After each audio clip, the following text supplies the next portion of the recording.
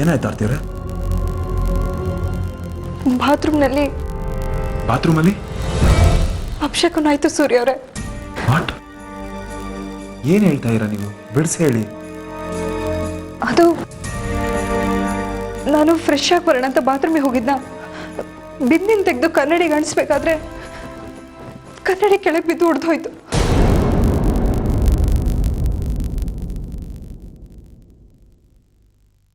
ಅಷ್ಟೇ ತಾನೆ, ಹೊಸ ಕನ್ನಡಿ ತಂದು ಹಾಕಿದ್ರೆ ಆಯಿತು. ಇದಕ್ಕೆಲ್ಲ ನೀವು ಸೀರಿಯಸ್ ಆಗ್ತೀರಾ?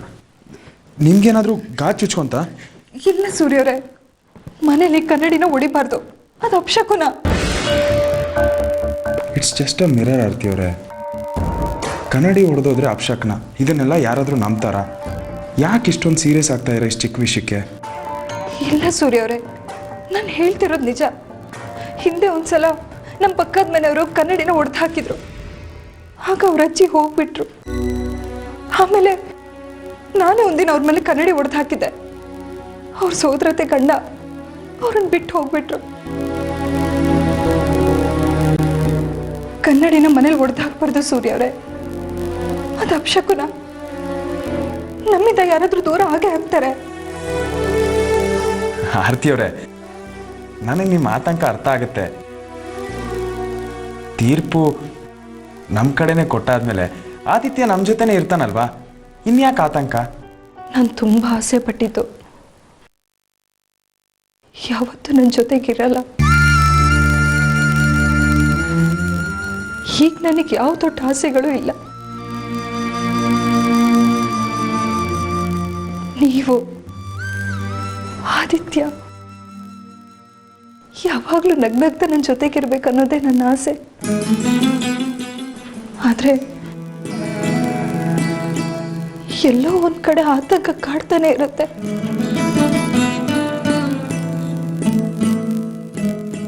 ಆದಿತ್ಯ ನನ್ನಿಂದ ದೂರ ಆಗ್ತಾನ? ಒತ್ತಡದಿಂದ ನಿಮ್ಗೆ ಈಗೆಲ್ಲ ಅನ್ನಿಸ್ತಿದೆ ನೋಡಿ. ನೀವು ಮಾನಸಿಕವಾಗಿ ಗಟ್ಟಿಯಾಗಿರ್ಬೇಕು. ಆದಿತ್ಯ ಇಲ್ಲೇ ಇದ್ದಾನೆ, ನಮ್ಮನೇಲೆ, ಹೊರಗಡೆ. ಅವನ ಜೊತೆ ಸ್ವಲ್ಪ ಕಾಲ ಕಳೆದ್ರೆ ನಿಮಗೆಲ್ಲ ಸರಿ ಹೋಗುತ್ತೆ. ಬನ್ನಿ.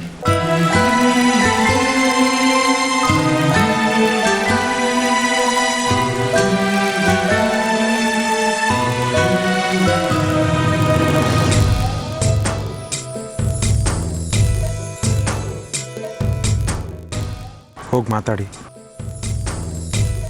ಏನ್ ಮಾತಾಡ್ಲಿ? ನಿಮ್ಮ ಮನಸ್ಸಲ್ಲಿರೋದನ್ನ ಕ್ಲಿಯರ್ ಮಾಡ್ಕೊಳ್ಳಿ.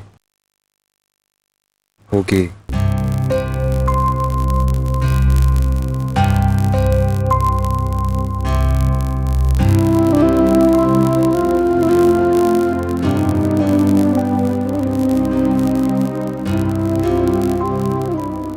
ಅದೇ ಏನ್ ಮಾಡ್ತಿದ್ಯಾ ಪುಟ್ಟ? ಏನಿಲ್ಲ, ಸುಮ್ಮನೆ ಕೂತ್ಕೊಂಡಿದ್ದೀನಿ. ಯಾಕೋ ಮುಂಚಿನ ಹಾಗೆ ನೀನು ಪಟ ಪಟ ಅಂತ ಮಾತಾಡೋದೇ ಇಲ್ಲ? ಯಾವಾಗಲೂ ಬೇಜಾರಲ್ಲೇ ಇರ್ತೀಯ. ಏನಾಯ್ತು ಕಂದ? ಏನೂ ಆಗಿಲ್ಲ, ನಂಗೆ ಚೆನ್ನಾಗೇ ಇದ್ದೀನಿ. ಏನಾದರೂ ಮನ್ಸಿಗೆ ಹಚ್ಕೊಂಡಿದ್ಯಾ? ಅಥವಾ ನಿನಗೆ ಯಾರಾದರೂ ಬೈದ್ರೆ ಪುಟ್ಟ? ಬೈಲಿ ನಂಗೇನು. ಓಹ್, ನಾನು ಸ್ಕೂಲ್ ಯೂನಿಫಾರ್ಮ್ ಐರನ್ ಮಾಡ್ಕೋಬೇಕು. ನೀನು ಯಾಕೆ ಐರನ್ ಮಾಡ್ಕೋಬೇಕು? ನನ್ನ ಕೆಲಸ ನಾನೇ ಮಾಡ್ಕೋಬೇಕಲ್ವ ಅಮ್ಮ. ಯಾರಿಗೂ ನನ್ನ ನೋಡ್ಕೊಳ್ಳೋಕೆ ಟೈಮೇ ಇಲ್ಲ.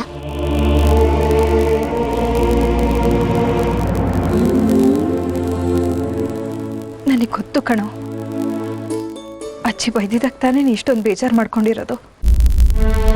ಅವ್ರು ನೀನು ಒಳ್ಳೇದಕ್ಕೆ ಬೈಯೋದು ಕಣೋ. ನೋಡು, ಈಗ ಪಾಪು ಬರ್ತಾ ಇದೆ, ನಿನ್ನ ನೋಡ್ಕೊಳಕ್ ನನಗೆ ಸ್ವಲ್ಪ ಕಷ್ಟ ಆಗುತ್ತೆ. ಈ ಪಾಪು ದೊಡ್ಡ ಆದ್ಮೇಲೆ ನಾನು ನಿನ್ನ ಜೊತೆಲೇ ಇರ್ತೀನಿ. ಜಾಣ ಮರಿಯಲ್ವಾ ನೀನು?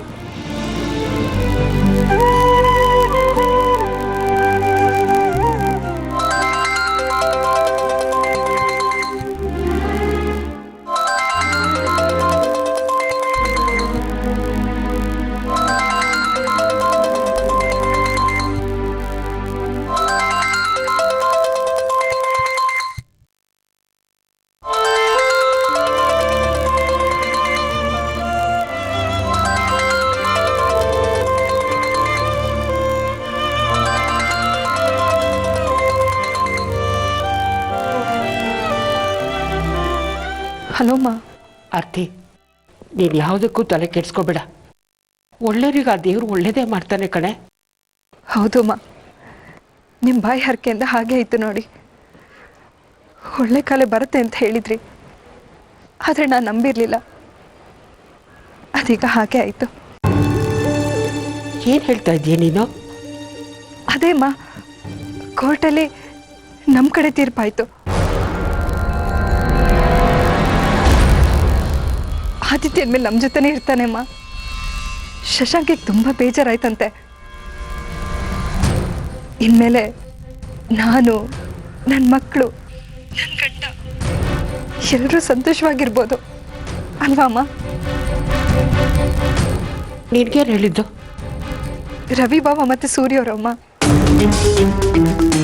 ಇದೇ ಸಂಭ್ರಮನ ನಾವೆಲ್ಲರೂ ಆಚರಿಸ್ತಾ ಇದ್ದೀವಿ. ಇದಕ್ಕೆಲ್ಲ ಕಾರಣ ನಿಮ್ಮ ಆಶೀರ್ವಾದನೇ ಅಮ್ಮ.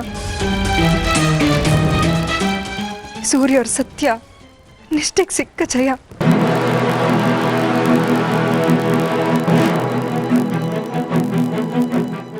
ಏನೋ ಅಮ್ಮ, ಒಟ್ನಲ್ಲಿ ನೀನು ಚೆನ್ನಾಗಿದೆ ಅಲ್ವಾ? ಯಾವ ಜನ್ಮದ ಪುಣ್ಯನೇ ಏನೋಮ್ಮ, ನೀವು ನನ್ನ ಪಾಲಿಗೆ ಅಮ್ಮ ಆಗಿ ಸಿಕ್ಕಿದ್ದೀರ. ತೀರ್ಪೇರಾದ್ರೂ ಶಶಾಂಕ್ ಕಡೆ ಕೊಟ್ಟಿದ್ದಿದ್ರೆ ಆದಿತ್ಯ ನಿಮಗೆ ಸಿಕ್ತಿದ್ದ. ಆದ್ರೆ ನೀವು ನನ್ನ ಸಲುವಾಗಿ ನಿಮ್ಮ ಸುಖನೆಲ್ಲ ತ್ಯಾಗ ಮಾಡಿದ್ದೀರಾ.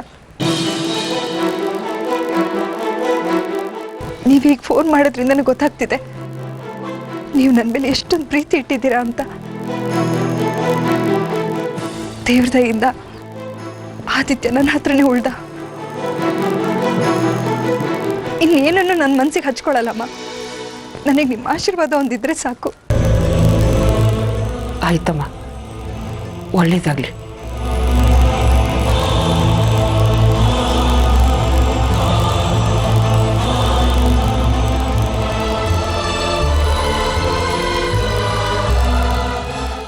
ಏನು ನಡೀತಾ ಇದೆ ಇಲ್ಲಿ? ಇವಳು ನೋಡಿದರೆ ಹೀಗೆ ಹೇಳ್ತಿದ್ದಾಳೆ, ಶಶಾಂಕ್ ನನಗೆ ಜಯ ಸಿಕ್ಕಿದೆ ಅಂತ ಸ್ವೀಟ್ ತಗೊಂಡು ಬಂದಿದ್ದಾನೆ. ಯಾವ್ದು ನಿಜ, ಯಾವ್ದು ಸುಳ್ಳು? ಏ ಶಕ್ಕು, ಯಾಕೆ ನೀನು ಶಶಾಂಕ್ ನನ್ನ ಹತ್ರ ಸುಳ್ಳು ಹೇಳಿದ್ರಿ? ನಿನ್ನ ಹತ್ರ ಬೇಕಾದಷ್ಟು ವಿಷಯ ಮಾತಾಡಿದ್ದೀನಿ. ಅದರಲ್ಲಿ ಯಾವುದು ಅಂತ ಹೇಳಿದ್ರೆ ಅದು ಸುಳ್ಳೋ ಸತ್ಯನೋ ಅಂತ ಹೇಳ್ತೀವಿ. ಆದಿತ್ಯ ಮನೆಗೆ ಬರ್ತಾನೆ, ಸೂರ್ಯ ಅವ್ರು ಜೈಲಿಗೆ ಹೋಗ್ತಾರೆ, ರವಿ ಕೆಲಸ ಕಳ್ಕೊಂಡ ಅಂತ ಹೇಳಿದ್ರಲ್ಲ ಅದು. ಆ ಸುಳ್ಳು ಅಂತ ನಿನ್ಗೆ ಯಾರು ಕೇಳಿದವರು? ಈಗ ತಾನೇ ಆರ್ತಿ ನನಗೆ ಫೋನ್ ಮಾಡಿದ್ಲು, ಅವಳೇ ಹೇಳಿದ್ದು. ಸುಳ್ಳು ಹೇಳಿದ್ ನಾವಲ್ಲ, ಸುಳ್ಳು ಹೇಳ್ತಿರೋದು ಅವಳು. ಸೂರ್ಯ ಅವರು ಯಾವತ್ತೂ ಸುಳ್ಳು ಹೇಳಲ್ಲ. ಹೋಗಿ ಅವನ್ನೇ ಕೇಳು, ಯಾಕಪ್ಪ ಸುಳ್ಳು ಹೇಳಿದೆ, ಸುಳ್ಳು ಹೇಳೋ ಗತಿ ನಿಮ್ಗೆ ಯಾಕಪ್ಪ ಬಂತು ಅಂತ. ಅವ್ರು ಯಾಕೆ ನನ್ನ ಹತ್ರ ಸುಳ್ಳು ಹೇಳ್ತಾರೆ? ಆರ್ತಿಗೋಸ್ಕರ, ಆ ಮಹಾತಾಯಿ ಕಷ್ಟ ಆಗ್ಬಾರ್ದು ಅಂತ ನಿನ್ನ ಹತ್ರ ಸುಳ್ಳು ಹೇಳಿದ್ದಾರೆ. ನಿನಗೆ ಮನೆಯವ್ರಿಗಿಂತ ಹೊರಗ್ನವರೇ ಹೆಚ್ಚು ತಾನೆ. ಹೋಗಿ ಸತ್ಯ ನಿಷ್ಠ ಕೇಳು, ಯಾಕಪ್ಪ ಸುಳ್ಳು ಹೇಳಿದೆ ಅಂತ.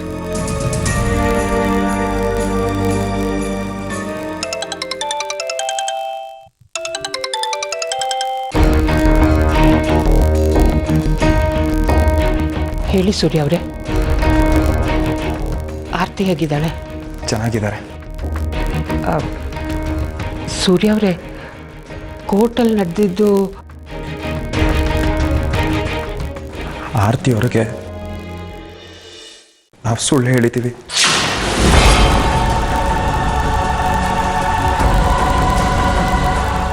ಏನು ಹೇಳ್ತಾ ಇದ್ದೀರಾ ಸೂರ್ಯ ಅವರೇ?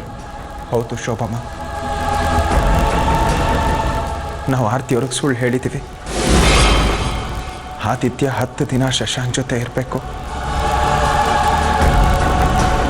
ನನಗೆ ಜೈಲಾಗಿದೆ. ಹೌದು ಶೋಭಮ್ಮ,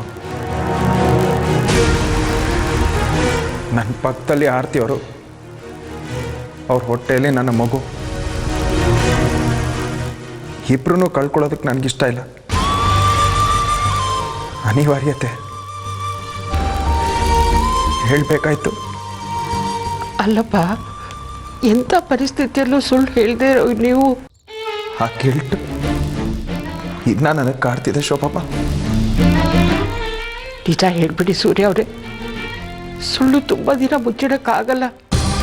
ಇಲ್ಲ ಶೋಭಮ್ಮ, ನೀವೇ ನೋಡಿದ್ರಲ್ಲ ಅವತ್ತು ಶಶಾಂಕ್ ಆದಿತ್ಯನ ಕರ್ಕೊಂಡು ಹೋಗ್ತೀನಿ ಅಂತಿದ್ದಕ್ಕೇನೆ ಆರ್ತಿಯವರು ಯಾವ ರೀತಿ ಮಾತಾಡಿದ್ರು. ಅವ್ರಿಗೇನಾದರೂ ಈ ವಿಷಯ ಗೊತ್ತಾದರೆ ಅವ್ರ ಜೀವಕ್ಕೆ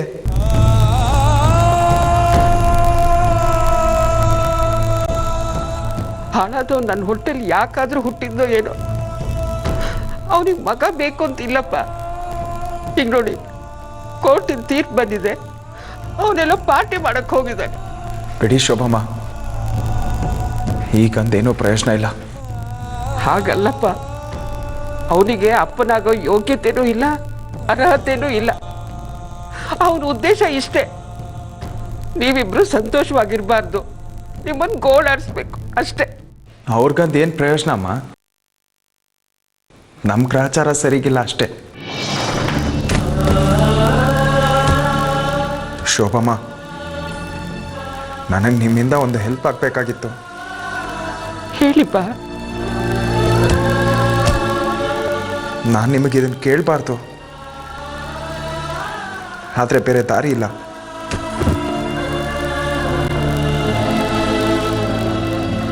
ನೀವು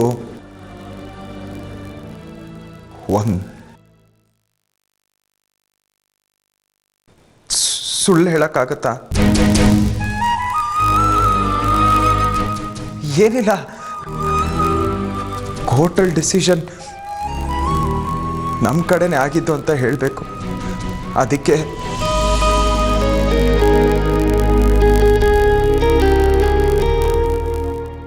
ಹೇಳಿಪ್ಪ. ಶೋಭಮ್ಮ,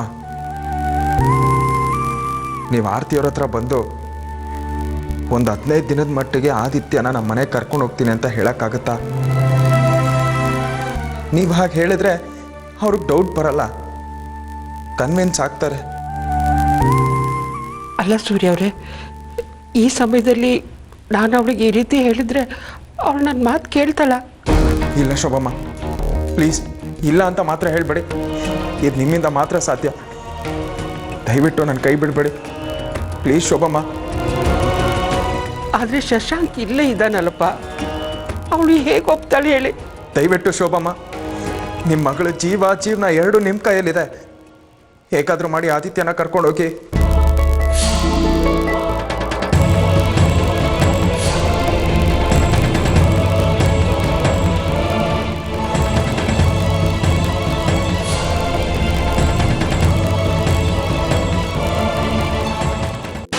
ಹೇಳಿ ಸರ್. ಹೇಳಿ ಸರ್. ಏನ್ರಿ ಇದು ಡ್ರಿಂಕ್ಸಾ? ಹಾಂ. ಅಯ್ಯೋ, ನಾನು ಇದನ್ನೆಲ್ಲ ತಗೊಳ್ಳೋದಿಲ್ಲ, ಬಿಟ್ಬಿಟ್ಟಿದ್ದೀನಿ. ಹೌದಾ? ಯಾಕೆ ಸರ್?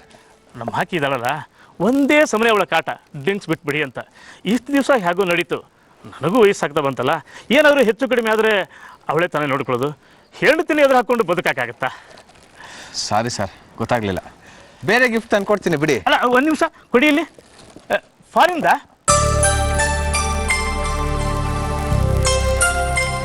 ಕಾಸ್ಟ್ ಇದೆ ಅನಿಸುತ್ತೆ. ಕಾಸ್ಟ್ಲಿ ಏನು ಬಂತು ಸರ್? ನೀವು ನನ್ನ ಮಾಡಿರೋ ಉಪಕಾರಕ್ಕೆ ಇದೆಲ್ಲ ಯಾವ ಲೆಕ್ಕ? ಒಳ್ಳೆ ಬ್ರ್ಯಾಂಡು ಅಂದರು, ಅದಕ್ಕೆ ತೊಗೊಂಬಂದೆ. ಇಷ್ಟೊಂದು ಕಾಸ್ಟ್ಲಿ ಯಾಕೆ ತರ ಹಾಕೋದ್ರಿ? ನೀವು ಪ್ರೀತಿಯಿಂದ ತಂದಿದ್ದೀರಾ, ಬಿಟ್ಬಿಟ್ಟಿದ್ದೆ. ಇನ್ನು ಮುಂದೆ ಶುರು ಮಾಡ್ಕೋತೀನಿ. ಬೇಡ ಸರ್, ನಿಮ್ಮ ವೈಫ್ ಆಮೇಲೆ ನಿಮ್ಮ ಮೇಲೆ ಕೋಪ ಮಾಡ್ಕೊಂಡ್ರೆ ನನ್ನಿಂದ ಇದೆಲ್ಲ ಆಗೋದು ಬೇಡ. ಬೇರೆ ಗಿಫ್ಟ್ ಕೊಡ್ತೀನಿ. No problem. ನಾನು ಹೇಳ್ತಿ ಕತೆ ತಾನೇ, ನಾನು ಹೇಗೋ ಮ್ಯಾರೇಜ್ ಮಾಡ್ತೀನಿ. ದಿನಕ್ಕೆ ಒಂದೊಂದು ಪೆಗ್ ತಗೋತೀನಿ. ಅಪ್ಪದ ನೋಡಿದ್ರಾ ಕೇಸನ್ನು ಹೇಗೆ ಉಲ್ಟಾ ಮಾಡಿಬಿಟ್ಟೆ? ನಿಮ್ಮ ಮಗ ನಿಮ್ಮ ಹತ್ರ ಇನ್ನು 10 ದಿವಸ ಇರ್ತಾನೆ. ಫಸ್ಟ್ ಸ್ಟೆಪ್ ಅಂತೂ ಪಾಸ್ ಆಗಿದ್ದೀವಿ, ಇನ್ನೇನು ಫೈನಲ್ ಫೈಟು. ಯೋಚನೆ ಮಾಡಬೇಡಿ, ಅದನ್ನು ಕೂಡ ಗೆಲ್ಲೋಣ. ನಾನಂತೂ ನನ್ನ ಮಾತನ್ನು ಉಳಿಸ್ಕೊಂಡಿದ್ದೀನಿ. ನಿಮ್ಮ ಮಗ ನಿಮಗೆ ಸಿಗೋ ಹಾಗೆ ಮಾಡಿದ್ದೀನಿ. ಹೆಂಗೆ? ತುಂಬ ಥ್ಯಾಂಕ್ಸ್ ಸರ್. ನಾನಂತೂ ಹೆದರೇ ಬಿಟ್ಟಿದ್ದೆ, ಈ ಕೇಸ್ ಗೆಲ್ತೀವೋ ಇಲ್ವೋ, ಏನಾಗತ್ತೋ ಏನೋ ಅಂತ. ಇದಕ್ಕೆಲ್ಲ ನೀವೇ ಕಾರಣ ಸರ್, ಅದಕ್ಕೆ ಈ ಗಿಫ್ಟು. ನೋಡಿ, ಒಂದು ಇಂಪಾರ್ಟೆಂಟ್ ಮ್ಯಾಟ್ರ್ ಹೇಳ್ತಿದ್ದೀನಿ. ಇನ್ನು 10 ದಿವಸ ನಿಮ್ಮ ಮಗ ನಿಮ್ಮ ಹತ್ರ ಇರ್ತಾನೆ. ಆ 10 ದಿನಗಳು ನಮ್ಮ ಪಾಲಿಗೆ ಟ್ರಂಪ್ ಕಾರ್ಡ್ ಆಗುತ್ತೆ. 10 ದಿವಸ ನಿಮ್ಮ ಮಗ ನಿಮ್ಮ ಹತ್ರ ಇದ್ದಾಗ ಅವನನ್ನು ನೀವು ಸರಿಯಾಗಿ ಟ್ಯೂನಪ್ ಮಾಡಬೇಕು. ಈ ಆರ್ತಿ ಯಾರು, ಈ ಸೂರ್ಯ ಯಾರು, ಎಲ್ಲವೂ ಅವನಿಂದ ಮರ್ತು ಹೋಗಬೇಕು. ಅಮ್ಮನೂ ನೀವೇ, ಅಪ್ಪನೂ ನೀವೇ, ಒಟ್ಟಿನಲ್ಲಿ ಸರ್ವಸ್ವನೇ ನೀವೇ ಅಂತ ಅವನಿಗೆ ಅನ್ನಿಸ್ಬೇಕು. ನಿಮ್ಮನ್ನು ಬಿಟ್ಟು ಬದುಕಕ್ಕಾಗಲ್ಲ ಅನ್ನೋ ಪರಿಸ್ಥಿತಿ ನಿರ್ಮಾಣ ಆಗಬೇಕು. ಮುಂದೆ ಕೋರ್ಟ್ನಲ್ಲಿ ಶಶಾಂಕ್ ಅವರು ನನಗೇ ಬೇಕು, ಅಪ್ಪನೇ ನನಗೆ ಬೇಕು ಅಂತ ಅವನ ಬಾಯಿಂದ ಮಾತು ಬರಬೇಕು. ನೀವೇನು ಮಾಡ್ತೀರೋ ನನಗೆ ಗೊತ್ತಿಲ್ಲ. ಹೀಗೆ ಮಾಡಿದರೆ ಲೈಫ್ ಲಾಂಗ್ ನಿಮ್ಮ ಮಗ ನಿಮ್ಮ ಹತ್ರ ಇರ್ತಾನೆ. ಆವಾಗ ನೀವು ಅವನನ್ನು ಎಲ್ಲಿ ಬೇಕಾದ್ರೂ ಕರ್ಕೊಂಡು ಹೋಗ್ಬೋದು. ಅದನ್ನು ಮಾಡಿ ಮೊದಲು. ಅಷ್ಟೇ ತಾನೇ. ನೋಡ್ತಾ ಇರಿ, ಇನ್ನು 10 ದಿವಸದಲ್ಲಿ ಆರತಿ ಸೂರ್ಯ ಅಲ್ಲ, ಆ ಮನೆ ಪ್ರತಿಯೊಬ್ಬ ವ್ಯಕ್ತಿ ಹೆಸರನ್ನು ಆದಿತ್ಯ ಮರ್ತೋಗ್ಬೇಕು. ಹಾಗೆ ಮಾಡ್ತೀನಿ. ಕೂತ್ರೆ ನಿಂತ್ರೆ ನನ್ನ ಹೆಸರೇ ಹೇಳಬೇಕು. ಆದರೆ ಏನ್ರಿ ಇದು ಆದ್ರೆ ಹೀಗಿದ್ರೆ? 2 ದಿವಸ ಬಿಟ್ಟು ಕೋರ್ಟು ಆದಿತ್ಯನ ಮನೆಗೆ ಕರ್ಕೊಂಡು ಹೋಗಿ ಅಂತ ಹೇಳಿದ್ದಾರೆ. ಅಲ್ಲಿವರೆಗೂ ಯಾಕೋ ಮನಸ್ಸು ತಡಿತಾ ಇಲ್ಲ. ಕರ್ಕೊಂಡು ಹೋಗಿ, ಇವಾಗಲೇ ಕರ್ಕೊಂಡು ಹೋಗಿ. ಕೋರ್ಟಿಗೆ ಗೊತ್ತಾದ್ರೆ ಹೇಗೆ ಗೊತ್ತಾಗತ್ತೆ? ನಾವಂತೂ ಹೇಳಲ್ಲ. ಅವ್ರು ಹೇಳಿದ್ರೆ ಕೋರ್ಟ್ ಅದನ್ನು ಒಪ್ಪೋದಿಲ್ಲ. ಈಗಾಗಲೇ ಅವರು ಸುಳ್ಳುಗಾರ ಅಂತ ತೀರ್ಮಾನ ಆಗಿದೆಯಲ್ಲ. ಹಾಗಾದ್ರೆ ಆದಿತ್ಯನ ನನ್ನ ಮನೆಗೆ ಕರ್ಕೊಂಡು ಹೋಗ್ಬೋದಾ ನಾಳೆ? ಕರ್ಕೊಂಡು ಹೋಗ್ಬೋದು. ನಾಳೆ ಯಾಕೆ, ಇವಾಗಲೇ ಕರ್ಕೊಂಡು ಹೋಗಿ. ಬೇಡ, ನಾನು ನಾಳೆನೇ ಕರ್ಕೊಂಡು ಹೋಗ್ತೀನಿ. ಹೌದಾ? ಹಾಗಾದರೆ ನೀವು ಹೊರಡಿ, ನನ್ನ ಸ್ವಲ್ಪ ಅರ್ಜೆಂಟ್ ಕೆಲಸ ಇದೆ. ಸಾರಿ, ಅರ್ಜೆಂಟ್ ಕೆಲಸನಾ? ಹೌದು, ತಂದು ಕೊಟ್ಟಿದ್ರಲ್ಲ, ಇದೇ ಸ್ವಲ್ಪ ಅರ್ಜೆಂಟ್ ಕೆಲಸ. ಬರಲ್ಲ, ಬಾಯ್.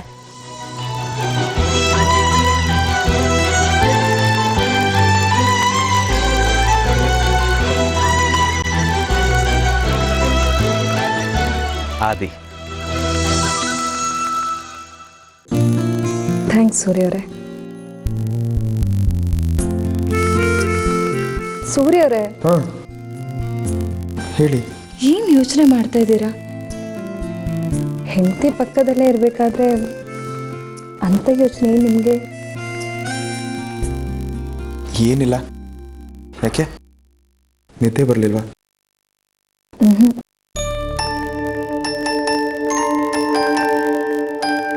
ನನಗೆ ನಿಮ್ಮ ಮುಖ ನೋಡ್ತಾನೆ ಇರಬೇಕು ಅನ್ಸುತ್ತೆ.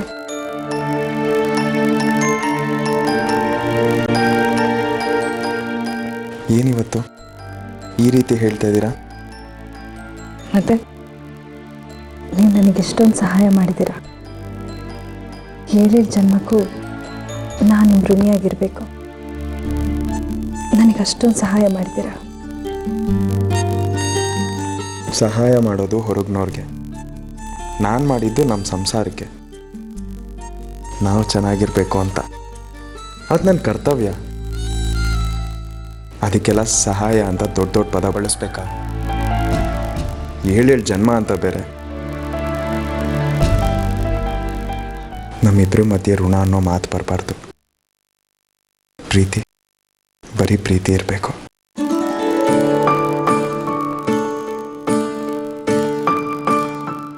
ಆ ಪ್ರೀತಿ ನಿಮಗೆ ಮೀಸಲು.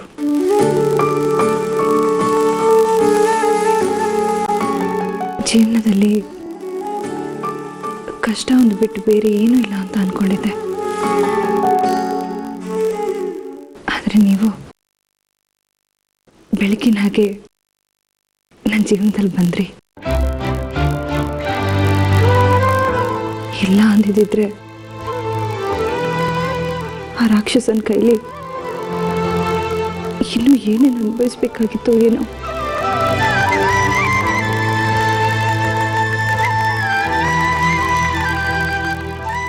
ನನಗೊಂದು ಡೌಟ್ ಸೂರ್ಯ ಅವರೇ, ಶಶಾಂಕ್ ಅಷ್ಟು ಈಸಿಯಾಗಿ ಸುಮ್ಮನಾಗ್ಬಿಟ್ನಾ?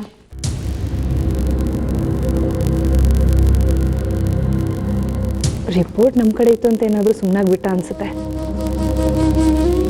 ನಿನಗೆ ಹಾಕಿ ಹಾಕಬೇಕು. ಅವನ ಹಠನೇ ಹೆಚ್ಚು ಯಾವಾಗಲೂ.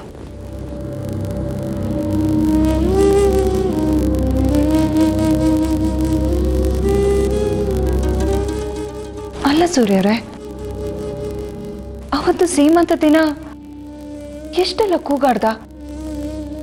ಆದಿತ್ಯನ ಕಲಿ ಪೆಟ್ಟಾಗಿಲ್ಲ ಅಂತ ನಮ್ಮ ಮೇಲೆಲ್ಲ ರೇಗಾಡ್ದ. ಆದ್ರೂ ಅವ್ನು ಕೋರ್ಟ್ನಲ್ಲಿ ಸುಮ್ಮನಾದ್ನ.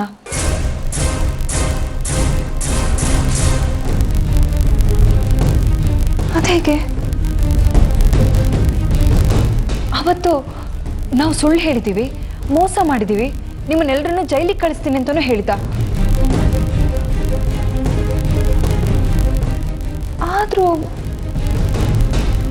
ತೀರ್ಪು ನಮ್ಮ ಕಡೆ ಹೇಗಾಯ್ತು? ಆಗ ಅವ್ನು ಸುಮ್ಮನೆ ಇದ್ನ. ಸೂರ್ಯರೇ, ಬಾವ ಹೇಗೆ ಕೋರ್ಟ್ನಲ್ಲಿ ವಾದ ಮಾಡಿದ್ರು, ಆಗ ಶಶಾಂಕ್ ಮುಖ ಹೇಗಾಗಿತ್ತು? ನಿಮಗೇನು ಅನಿಸ್ತು ಹೇಳಿ ಪ್ಲೀಸ್. ಅದೇನಂದ್ರೆ ಆ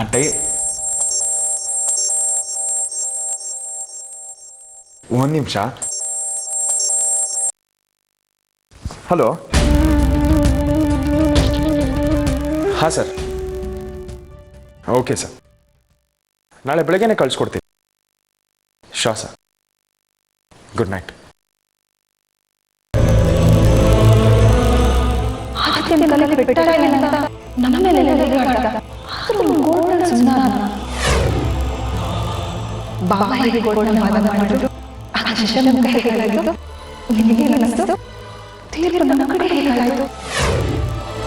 ನಾವು ಸುಳ್ಳು ಹೇಳಿದ್ದೀವಿ, ಮೋಸ ಮಾಡಿದ್ದೀವಿ, ನಿಮ್ಮನ್ನೆಲ್ಲ ಜೈಲಿಗೆ ಕಳಿಸ್ತೀನಿ ಅಂತ ಹೇಳಿದ.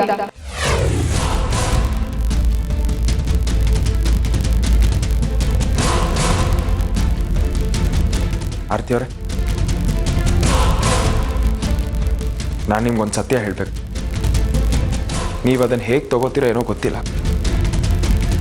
ಆದರೆ ಹೇಳ್ದೆ ಇರೋಕ್ಕಂತೂ ನನ್ನ ಕೈಯಲ್ಲಿ ಆಗ್ತಿಲ್ಲ.